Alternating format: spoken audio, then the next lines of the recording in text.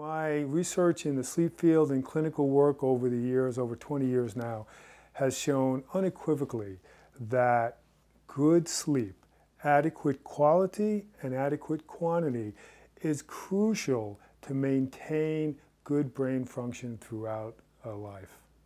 And even minimal chronic sleep loss, even getting 6 hours a night when we need 7, or getting 6.5 when we need 7.5, can be shown to have impairments, next day impairments. That's why we tell, the high school students and the college students, don't pull the all-nighter. You're going to actually do worse than if you studied somewhat and gotten a good night's sleep.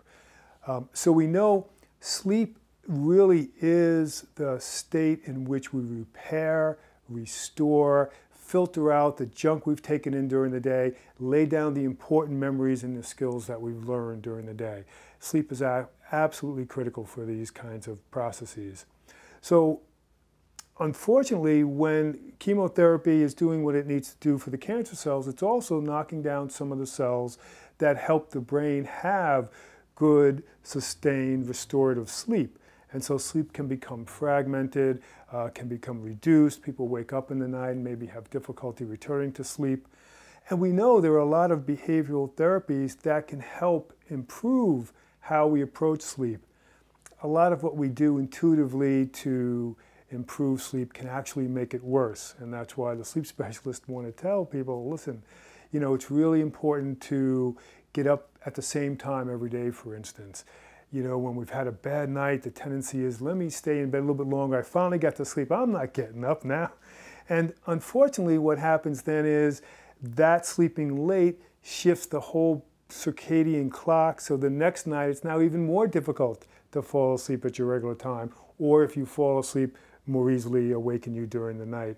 So there are strategies we can use to help improve sleep, along with understanding that the mechanisms underlying the chemotherapy are also the same ones that can lead to disturbed sleep. And what we're finding really supports a good sleep-wake schedule is actually getting up with the sun in the morning, getting outside, getting exposed to that light, because that light really turns the brain on, and it really stimulates a number of circadian rhythms. There's so many rhythms within the body to actually begin. And one of the most important, in particular for sleep and wake cycles, is the melatonin rhythm. So melatonin is turned off by when we arise in the morning, and the greatest stimulant of that is light. And so getting outside in the morning, even if it's just for a few minutes, walk the dog, going out to get the newspaper, having your coffee on the back porch in your robe, in your night robe, is a great way to start your day.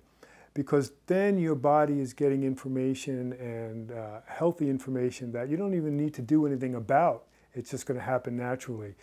Taking a walk later in the day is a great way to be outside, and again, to provide a plethora of novel stimulation.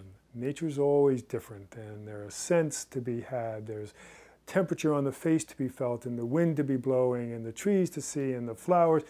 And during each season, there are different scenes that we can become involved in. And then finally at night, it's really important to turn down the lights.